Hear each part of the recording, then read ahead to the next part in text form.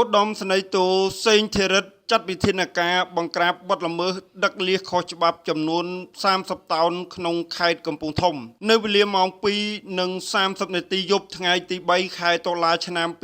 2025លោកឧត្តមសេនីយ៍តូសេងធីរិតប្រធានគណៈបញ្ជាការដឹកនាំបង្ក្រាបបទល្មើសនេសាទលើផ្ទៃបឹងទន្លេសាបបានចាត់តាំងកម្លាំងអង្គភាពចំណុះយុទ្ធភូមិភាគទី5ដឹកនាំដោយវីរៈសេនីយ៍តូសវិបុលសហការជាមួយកម្លាំងតំបន់ប្រតិបត្តិការសឹករងខេត្តកំពង់ឆ្នាំងនិងកម្លាំងការិយាល័យទី2កងទ័ពជើងគោកចុះប្រតិបត្តិការបង្ក្រាបការជួញដូរនិងដឹកជញ្ជូនលៀសដោយខុសច្បាប់ចំនួន30តោនស្ថិតនៅក្នុងភូមិសាស្ត្រស្រុកស្ទូងខេត្តកំពង់ធំប្រតិបត្តិការបង្ក្រាបនេះសមត្ថកិច្ចបានធ្វើការឃាត់រថយន្តសរុបចំនួន3គ្រឿងរួមមានរថយន្តចំណុះ5តោនផ្ទុកលៀសចំនួន15តោនរថយន្តកូរ៉េចំណុះ5តោនផ្ទុកលៀសចំនួន10តោនរថយន្តកែច្នៃផ្ទុកលៀសចំនួន5តោននិងអ្នកបើកបររថយន្តចំនួន3នាក់បញ្ជូនទៅមន្ត្រីជំនាញកងរាជវហាត់ខេត្តកំពង់ធំដើម្បីកសាងសំណុំរឿងបញ្ជូនទៅតុលាការដើម្បី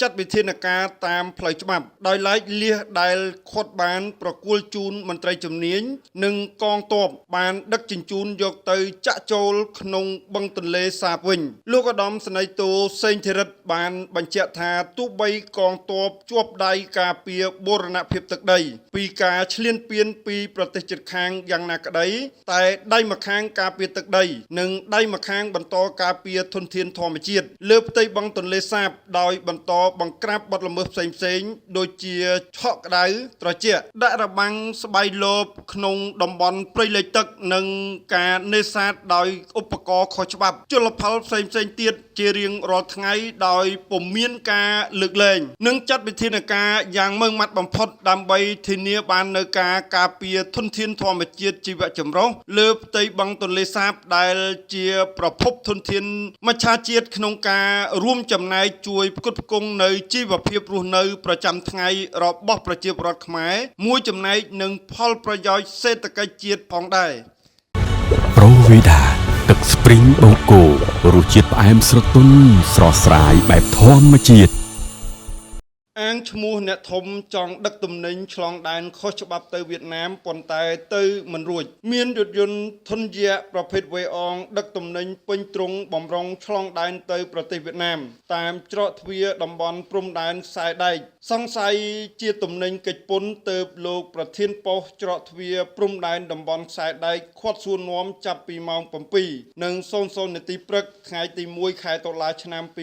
2025រហូតដល់ម៉ោង7:42នាទីយប់ទើបឲ្យអ្នកបើកបររថយន្តខាងលើបើកចេញពីច្រកទ្វារព្រំដែនត្រឡប់ក្រោយវិញករណីនេះកើតឡើងនៅប៉ុស្តិ៍ច្រកទ្វារតំបន់ព្រំដែនខ្សែដែកស្ថិតក្នុងភូមិត្រោះឃុំត្រោះស្រុករមាហែកបើតាមលោកមេប៉ុស្តិ៍ច្រកទ្វារតំបន់ព្រំដែនខ្សែដែកបានប្រាប់អ្នកសារព័ត៌មានឲ្យដឹងថារថយន្តប្រភេទវេអងមួយគ្រឿងដែលដឹកទំនិញពេញទ្រុងដោយគ្របក្រណាត់តង់ចិត្តមិនដឹងថាជាទំនិញអ្វីទេបានមកសុំឆ្លងដែនទៅប្រទេសវៀតណាមសង្ស័យជាទំនិញកិច្ចពន្ធទើបរូបលោកបានឃាត់សួរនាំរកឯកសារឬច្បាប់អនុញ្ញាតពីមន្ត្រីជំនាញគយក៏ប៉ុន្តែអ្នកបើកបររថយន្តនិងអ្នករត់ការប្រាប់ថាទំនិញជាទំនិញមេគឺជាទំនិញបង់ពន្ធគយនិងរដ្ឋកោស្របច្បាប់ហើយបានបង់ពន្ធរួចរាល់ហើយប្រពន្ធបន្តថាពេលលោកសួររកឯកសារពួកគេប្រាប់ថានៅមេសូមតាក់ទងទៅមេម្ចាស់អីវ៉ាន់ផ្ទាល់ទៅការទំនាក់ទំនងម្ចាស់ទំនិញមិនព្រមមកជួបផ្ទាល់លោកក៏បានសួរទៅលោកភេងសាវិនប្រធានការិយាល័យគយនិងរដ្ឋកោប្រចាំនៅប៉ុស្តិ៍ច្រកទ្វារព្រំដែនទ្វេភាគីដងក៏ប៉ុន្តែមិនឃើញមន្ត្រីគយណាម្នាក់ចុះមកពិនិត្យរថយន្តសង្ស័យខាងលើគិតចាប់ពីម៉ោង7:00នាទីព្រឹកថ្ងៃដដែលរហូតដល់ម៉ោង7:42នាទីយប់លោកបានឲ្យអ្នកបើកបររថយន្តយករថយន្តសង្ស័យខាងលើចេញពីខាងមុខប៉ុស្តិ៍ត្រឡប់ទៅក្រោយវិញមិនអនុញ្ញាតឲ្យឆ្លងដែនទៅប្រទេសវៀតណាមទេដោយម្ចាស់ទំនិញមិនផ្ដល់ឯកសារនិងមិនប្រាប់ថាជាទំនិញអ្វីហើយមន្ត្រីជំនាញគយនិងរដ្ឋកោសាខាខេត្តស្វាយរៀងនិងមន្ត្រីការិយាល័យគយនិងរដ្ឋកោប្រចាំច្រក ទ្វារព្រំដែនទ្វេភាគីដូងស្រុករមាហើយក៏មិនព្រមចុះមកពិនិត្យមើលដែរតែទិនករណីនេះដែរលោកឆេងសាវិនប្រធានការិយាល័យគយនិងរដ្ឋកោនៃសាខាគយនិងរដ្ឋកោខេត្តស្វាយរៀងបានប្រាប់អ្នកសារព័ត៌មាននៅវេលាម៉ោង 10:20 នាទីព្រឹកថ្ងៃទី 2 ខែតុលាឆ្នាំ 2025 នេះថាលោកមិនបានដឹងទេចំណែកមហាជនបានលើកឡើងថាបញ្ហារថយន្តធុនយក្សដឹកទំនិញបំរុងលោតឆាត់ឆ្លងដែនទៅប្រទេសវៀតណាមនេះគេឃើញអ្នករត់ការជិះរថយន្តទំនើបមកចរចាទំនិញនេះជារបស់មេសូមឲ្យលោកមេប៉ុស្តិ៍សម្រួលតែលោកមេប៉ុស្តិ៍តបវិញថាកុំយកឈ្មោះមេមកបន្លាចលោកមិនស្របទេសូមឲ្យម្ចាស់ទំនិញយកឯកសារនាំទំនិញចេញនិងបង់ពួនរួចរាល់ទៅចុះមហាជនលើកឡើងទៀតថាតើទំនិញមេថ្នាក់ណាទៅណបានជាលោកកាយពី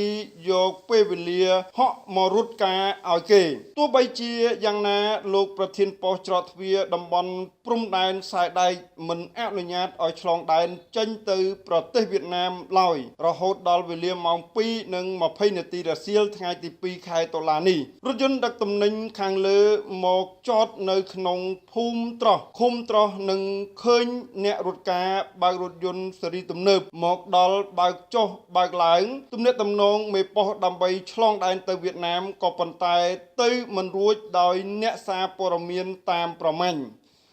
ត្រាក់ទ័រ John Deere ជាទំនុកចិត្តរបស់លោកអ្នកនាំចូលនឹងចែកចាយផ្ដាច់មុខដល់ក្រុមហ៊ុន RMA Cambodia មានទីតាំងអាជីវកម្មរកស៊ីរាប់លុយខុសច្បាប់ច្រើនកន្លែងនៅខេត្តស្ទឹងត្រែងកំពុងធ្វើអាជីវកម្មទីតាំងជាច្រើនកន្លែងនៅគោលដៅក្នុងទីរួមខេត្តស្ទឹងត្រែងត្រូវគេសង្ស័យថាកំពុងដំណើរការលើអាជីវកម្មដាក់លុយរាប់ប្រចាំថ្ងៃនិងប្រចាំសប្តាហ៍ដែលមិនបានចូលរួមអនុវត្តកាតព្វកិច្ចស្របច្បាប់ជាមួយស្ថាប័នអង្គភាពពាក់ព័ន្ធហើយជាគោលការណ៍គឺតម្រូវឲ្យអតិថិជនតម្កល់សម្បត្តិបញ្ជាក់កំណើតស៊ីនអត្តសញ្ញាណប័ណ្ណនិងសៀវភៅគ្រួសារថតចម្លងឬវត្ថុបញ្ចាំដូចជាកាតគ្រីម៉ូតូឡានជាដើមក្រុមហ៊ុនទាំងនោះត្រូវគេសង្ស័យថា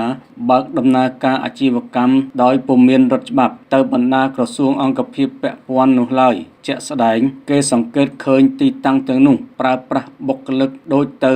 នឹងបុគ្គលិកធនាគារគ្រឹះស្ថានមីក្រូហិរញ្ញវត្ថុយ៉ាងដូចនោះដែររាល់ទីតាំងអាជីវកម្មទាំងអស់នោះបើកទ្វារជួបប្រជុំនៅពេលព្រឹកហើយក៏បានបិទទ្វារឬបង្ហើបមាត់ទ្វារត្រឹម 20% ប៉ុណ្ណោះបន្ទាប់ពីបុគ្គលិកទាំងនោះចេញទៅតាមគោលដៅស្វែងរកជួបអតិថិជនប្រភពព័ត៌មានឲ្យដឹងថាទីតាំងអាជីវកម្មទាំងនោះសុទ្ធសឹងជាទីកន្លែងជួលដើម្បីដាក់ស្នាក់ការឈរជើងតែគ្រប់ទីតាំងពុំមានលើកស្លាកយីហោប៉ាណូបញ្ជាក់ពីក្រុមហ៊ុនរកស៊ីអ្វីឡើយប្រភពបន្តថាការមិនលើកស្លាកយីហោគឺអាចកិច្ចមិនចូលរួមបង់ពន្ធជូនរដ្ឋរបាយការណ៍បច្ចុប្បន្នភាពអាជីវកម្មបញ្ចាំនិងទទួលប្រាតិភោគដោយអនុប្រធានក្នុងខេត្តស្ទឹងត្រែងគ្រប់គ្រងដោយមន្ទីរសេដ្ឋកិច្ចនិងហិរញ្ញវត្ថុគិតត្រឹមថ្ងៃទី 19 សីហា 2025 មានប្រភេទអាជីវកម្មមាន 2 ប្រភេទ1អាជីវកម្មទទួលបញ្ចាំខ្នាតតូចទំហំទឹកប្រាក់ 5 លាននិង2អាជីវកម្មទទួលប្រាតិភោគដោយអនុប្រធានខ្នាតតូចទំហំទឹកប្រាក់ 2 លាន 5 សែនមានចំនួន 5 ទីតាំងដែលសុំមិនបញ្ចេញឈ្មោះព្រោះអាជ្ញាធរបានជ្រាបអស់ហើយតាមការបញ្ជាក់ពីមន្ត្រីឥណទាននៃគ្រឹះស្ថានមីក្រូហិរញ្ញវត្ថុមួយកន្លែងក្នុងខេត្តដែលសុំមិនបញ្ចេញឈ្មោះថាអាជីវកម្មលុយរាប់នេះមានជាយូរមកហើយតែជាការកត់សម្គាល់រយៈចុងក្រោយនេះស្រាប់តែលេចឡើងអាជីវកម្មជាច្រើនរីកដូចផ្សិតក្រុមហ៊ុនអាជីវកម្មទាំងនោះបានធ្វើជាតារាងបង់ប្រាក់ប្រចាំថ្ងៃប្រចាំសប្តាហ៍ឲ្យអតិថិជនបង់លុយទៅតាមកាលវិភាគជាកំណត់ប្រជាពលរដ្ឋនៅភូមិរាជានគរសង្កាត់ស្ទឹងត្រែងនិងភូមិកាំងមេម៉ាយសង្កាត់ស្ទឹងត្រែងសុំមិនបញ្ចេញឈ្មោះបានរៀបរាប់ស្រដៀងគ្នាថាក្រុមកម្ចីទាំងនោះបានមកដល់ផ្ទះនិងសាកសួរអំពីមុខរបរអាជីវកម្មហើយទម្លាក់លុយឲ្យខ្ចីក្នុងលក្ខខណ្ឌងាយៗទំហំចាប់ពី 50,000 រៀលរហូតដល់1 លានរៀលដោយទាមទារតម្កល់សម្បត្តិបញ្ជាក់កំណើតស៊ីនក្នុងសមាជិកគ្រួសារមួយណាក៏បានឲ្យតែទំនេររីឯអត្តសញ្ញាណប័ណ្ណ និងសិភៅគ្រួសារឬសិភៅស្នាក់នៅគ្រាន់តែថតចម្លងប៉ុណ្ណោះពួកគាត់បានបន្ថែមថាក្នុងការព្រមព្រៀងកម្ចីក្រុមហ៊ុនកាត់ប្រាក់ជាច្រើនឧទាហរណ៍ខ្ចី1លានត្រូវដកប្រាក់ចំនួន 10,000 រៀលសម្រាប់តម្កល់ទុកនៅពេលបង់ដាច់អាចដកវិញបានកាត់ទៅលើសេវារដ្ឋបាលផ្សេងៗចន្លោះពី 60,000 រៀលដល់12ទៅ 13,000 រៀលបន្ថែមតាមទម្រង់កម្ចីច្រើនបែបតាមគោលការណ៍របស់ក្រុមហ៊ុននីមួយៗនិងបង់សងត្រឡប់ក្នុងមួយថ្ងៃចន្លោះពី 35,000 រៀលទៅដល់ 40,000 រៀលទៅតាមរយៈកម្ចីជួបសំណេះសំណាលតាមរយៈទូរស័ព្ទជាមួយក្រុមបុគ្គលិកកម្ចីលុយរាប់ទាំងនោះបានបញ្ជាក់ថាគោលការណ៍របស់ក្រុមហ៊ុនបច្ចុប្បន្នមិនអាចទម្លាក់ទុនបានច្រើននោះទេគឺអាចផ្ដល់បានចន្លោះពី 50,000 រៀលដល់ 1 លានរៀលប៉ុណ្ណោះមូលហេតុដែលក្រុមហ៊ុនចេញគោលការណ៍បែបនេះគឺដោយសារអ្នកកម្ចីមួយចំនួនពុំមានលទ្ធភាពបង់ទៀងទាត់ហើយរត់គេចខ្លួនបាត់ពីផ្ទះច្រើនចំណែកពាក់ព័ន្ធទៅនឹងឯកសារក្រុមហ៊ុនតម្រូវឲ្យអតិថិជនតម្កល់សម្បត្តិបញ្ជាក់កំណើតស៊ីនអត្តសញ្ញាណប័ណ្ណសៀវភៅគ្រួសារឬសៀវភៅស្នាក់នៅថតចម្លងឬបញ្ចាំជាកាតគ្រីម៉ូតូឡានជាដើមយោងតាមប្រភពព័ត៌មានឲ្យដឹងថាក្រុមហ៊ុនអាជីវកម្មលុយរាប់ខាងលើនៅក្នុងទីរួមខេត្តអាចមានចន្លោះចាប់ពី20ទៅ40ទីតាំងតែគោលដៅជាក់ស្ដែងដែលគេរកឃើញមាន19ទីតាំងនិង7ទីតាំងផ្សេងទៀតបុគ្គលិកក្រុមហ៊ុនអាជីវកម្មនេះមិនឆ្លើយបង្ហាញក្រុមហ៊ុនអាជីវកម្មទាំងនោះមានឈ្មោះដូចជា1មាតុភូមិ2 Best Finance 3គង់សុខា4 Golden Tree 5មានសេរីផន6 Acid 7ប្រសិទ្ធភាព8កាក់9កណ្ដៀវ10 LD 11 M Plus Group 12 7 Light Group 13ប្រសើរ14 AC Finance 15គុនធាន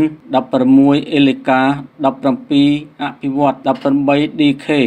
19សុក្រិតភាពនិង7ក្រុមហ៊ុនផ្សេងទៀតលាក់ទីតាំងអ្វីដែលជាការកត់សម្គាល់ក្រុមហ៊ុនទាំងនោះហាក់បីដូចធ្វើអាជីវកម្មសម្រាប់ប្រជាពលរដ្ឋដោយប្រយោលទាំងមិនដឹងខ្លួនដំបូងមានក្រុមហ៊ុនមួយទៅតាក់ទងដាក់កម្ចីបន្ទាប់មកត្រូវបង់សងលើសពី 30,000 រៀលជារៀងរាល់ថ្ងៃបើថ្ងៃណាខកខានត្រូវបូកសរុបនៅថ្ងៃបន្ទាប់លុះយឺតយ៉ាវគុណច្រើនដងពុំមានលទ្ធភាពក្រុមហ៊ុននោះនឹងចង្អុលបង្ហាញឲ្យក្រុមហ៊ុនផ្សេងទៀតទៅទម្លាក់កម្ចីដើម្បីយកលុយថ្មីសងលុយចាស់យូរទៅប្រជាពលរដ្ឋវ័នក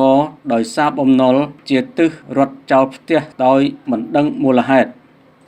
Today ISP get connected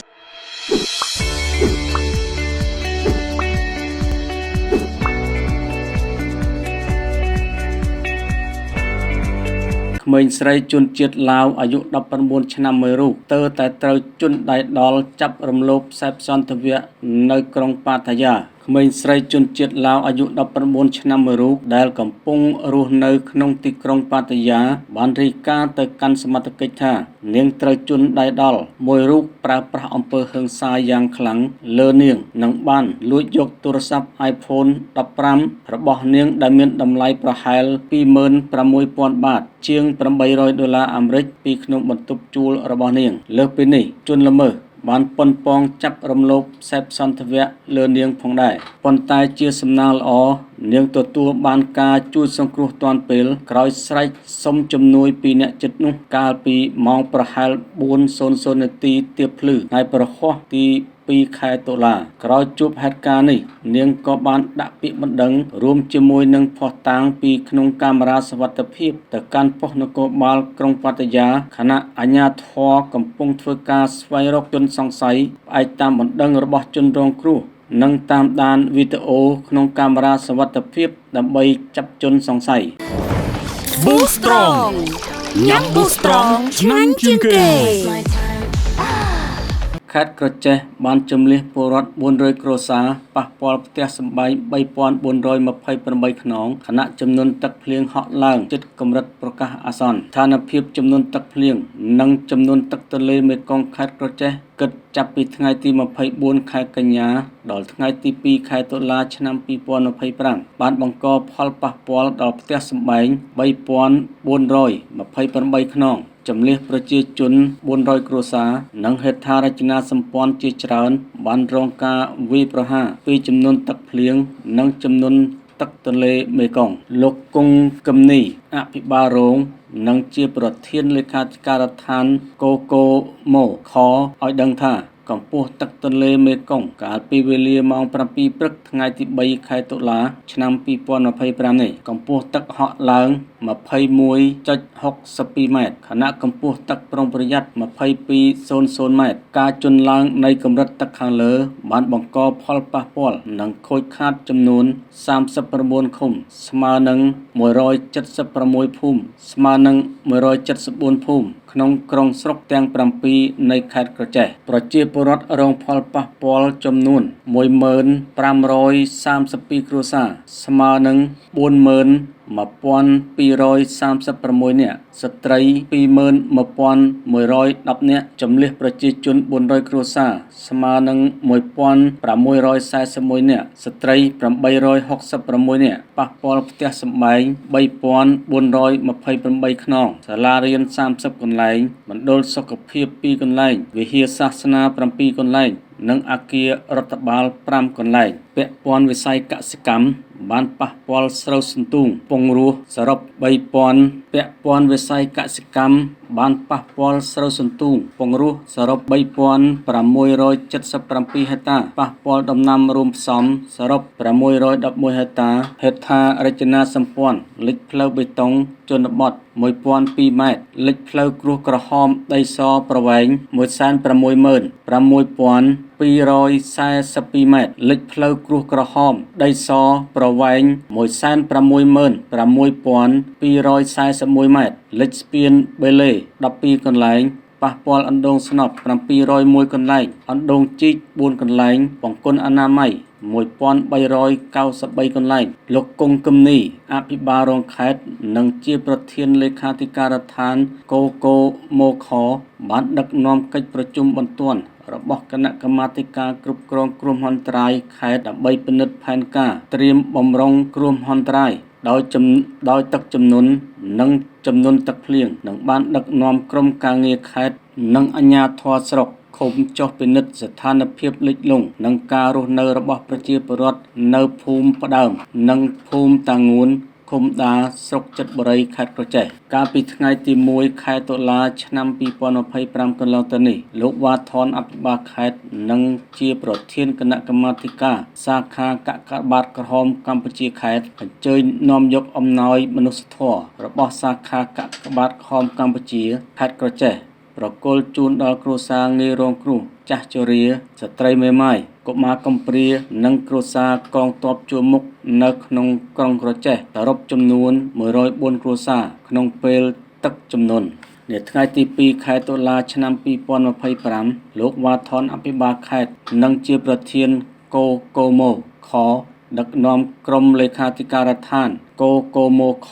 ចូលរួមអមដំណើរឯកឧត្តមកតេសង្ឃហបណ្ឌិតគុណគីមទេសរដ្ឋមន្ត្រីអនុប្រធានទី 1 គណៈកម្មាធិការជាតិគ្រប់គ្រងគ្រោះមហន្តរាយចុះពិនិត្យស្ថានភាពទឹកជំនន់ដែលបង្កផលប៉ះពាល់ដំណាំស្រូវរបស់ប្រជាពលរដ្ឋស្ថិតនៅសង្កាត់អូរស័យក្រុងក្រចេះនិងឃុំបោះលាវស្រុកចិត្តបុរីដែលមានស្រូវជាច្រើនហិកតាខូចខាតដោយសារទឹកជំនន់កើនឡើងក្នុងរយៈពេលកន្លងមកផងដែរមជ្ឈមណ្ឌលអូស្ត្រាលីសម្រាប់ការបណ្ដុះបណ្ដាល Australian Center for Education